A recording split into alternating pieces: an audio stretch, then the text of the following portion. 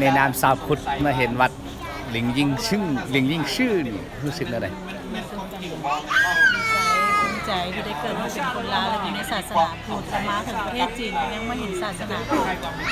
รู้สึกยังไงทราบซึ้งในพระ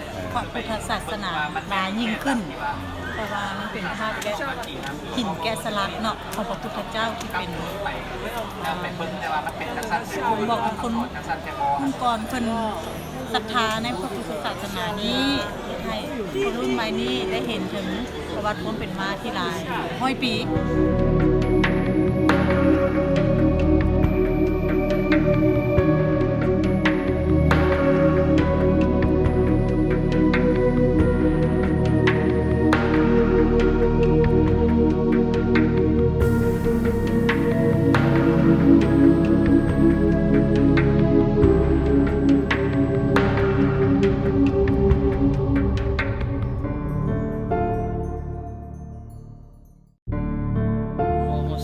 เย็นสบายดี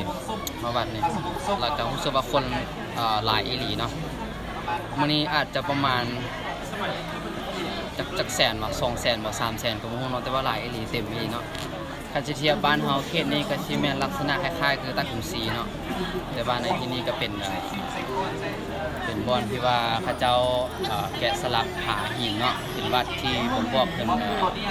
วัฒนธรรมที่ว่าเกี่ยวข้องกับศาสนาพุทธของจีนเนาะซึ่งคือในผาตัวนี้ก็จะเล่าเรื่องเกี่ยวกับซุนหงอกคงเนาะก็มีที่ว่าเพิ่นไปเอาคัมภีร์มาแต่อินเดียเนาะหรือว่าสมพูทวีปซึ่งจะมีฝั่งทั้งจังซุนหงอกคงแล้วก็เส้นตัวไกลเนาะอีกคนนึงท่านบ่ฮู้ว่าชื่อหยังแต่ว่าเป็นมังกรเนาะมีวัฒนธรรมเก่าแก่สภาพแวดล้อมมันอุดมสมบูรณ์ดีคนก็มาหลายเที่ยวหลาย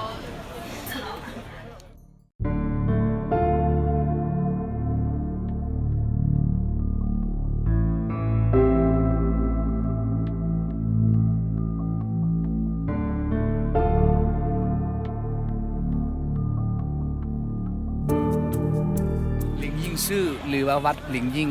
เป็นสัญลักษณ์หนึ่งที่บ่งบอกถึงความเจริญรุ่งเรือง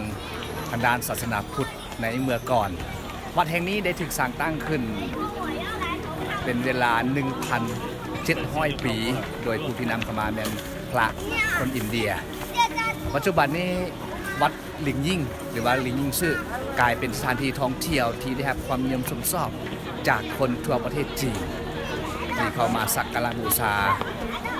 มาขอพรตามความเชื่อของชาวพุทธในจีนนั่นเองและนอกจากนั้นก็ยังมีนักท่องเที่ยวจากต่างประเทศที่ให้ความสนใจเข้ามาเที่ยวชมสถานที่แห่งนี้และก็เป็นการสร้างรายรับให้แก่ชุมชนก็คือท้องถิ่นดังกล่าวหลายพอสมควรตามการให้ข้อมูลของผู้นำเที่ยวพวกเราได้ให้รู้ว่าแต่ละมื้อเฉลี่ยต่ำสุดนี่มีอยู่ 5,000 50,000 คนที่เข้ามาท่องเที่ยวในวัดแห่งนี้